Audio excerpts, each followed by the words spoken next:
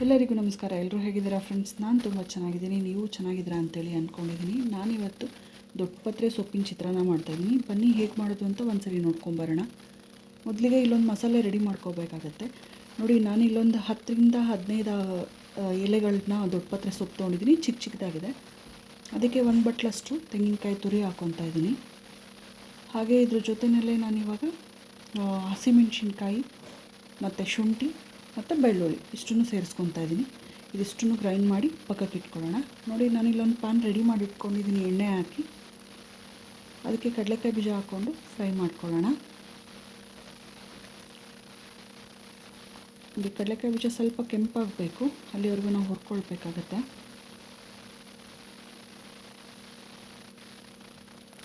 ನೋಡಿ, ಇಷ್ಟಾದರೆ ಸಾಕಾಗತ್ತೆ ನನಗೆ. ಇವಾಗ ಆಗಿರೋ ಸಾಕು. ನಾನು ಇದರ ಜೊತೆಯಲ್ಲೇ ಈಗ ಉದ್ದಿನಬೇಳೆನೂ ಕೂಡ ಸೇರಿಸ್ಕೊತೀನಿ. ಉದ್ದಿನಬೇಳೆನ ಸ್ವಲ್ಪ ಫ್ರೈ ಮಾಡ್ಕೊಳ್ಳೋಣ. ತುಂಬ ಚೆನ್ನಾಗಿರುತ್ತೆ, ಆರೋಗ್ಯವಾಗಿರುತ್ತೆ, ಹೊಸ ರುಚಿ ಅಂತೇಳಿ ನೀವು ಟ್ರೈ ಮಾಡ್ಬೋದು. ನೋಡಿ, ಅದ್ರ ಜೊತೆಲೇ ನಾನು ಸ್ವಲ್ಪ ಗೋಡಂಬಿ ಕೂಡ ಸೇರಿಸ್ಕೊತಾ ಇದ್ದೀನಿ. ಕಡಲೆಕಾಯಿ ಬೀಜ, ಉದ್ದಿನಬೇಳೆ, ಗೋಡಂಬಿ ಮೂರೂ ಫ್ರೈ ಆಗಬೇಕು. ನೋಡಿ, ಈಗ ಫ್ರೈ ಆಗಿದೆ. ಇದ್ರ ಜೊತೆಲಿ ನಾನು ಇವಾಗ ಸ್ವಲ್ಪ ಜೀರಿಗೆ, ಸಾಸಿವೆನೂ ಸೇರಿಸ್ಕೊತೀನಿ.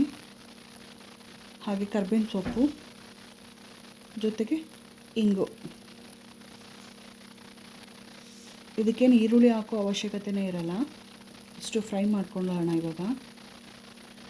ನೋಡಿ, ಇವಾಗ ಇಷ್ಟು ಫ್ರೈ ಆಗಿದೆ. ನಾವೇನು ರುಬ್ಬಿ ಇಟ್ಟಿದ್ವಲ್ಲ ಮಸಾಲೆ, ಇದ್ರ ಜೊತೆಯಲ್ಲಿ ಸೇರಿಸ್ಕೋಬೇಕಾಗತ್ತೆ. ಹಸಿ ಎಲೆ ಹಾಕಿರೋದ್ರಿಂದ ಸ್ವಲ್ಪ ಸಿಮ್ಮಲ್ಲಿ ಇಟ್ಕೊಂಡು ನಾವು ಇದನ್ನು ಫ್ರೈ ಮಾಡ್ಕೋಬೇಕಾಗತ್ತೆ.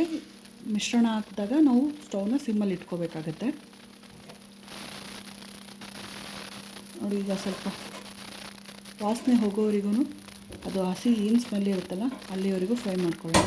ಇಷ್ಟಾಗಿದೆ, ಈಗ ಸಾಕಾಗುತ್ತೆ. ನಾನು ಇದ್ರ ಜೊತೆಯಲ್ಲಿ ಇವಾಗ ನಿಂಬೆ ಹುಳಿನೂ ಸೇರಿಸ್ಕೊತಾ ಇದ್ದೀನಿ. ಅದು ಹಸಿ ವಾಸನೆ ಎಲ್ಲ ಹೋಗಿದೆ.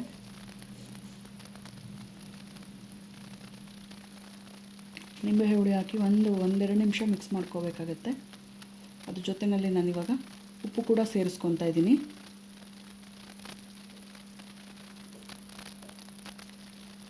ನೋಡಿ, ಎಲ್ಲ ಮಿಕ್ಸ್ ಆಗಿದೆ ನೀಟಾಗಿ. ಇವಾಗ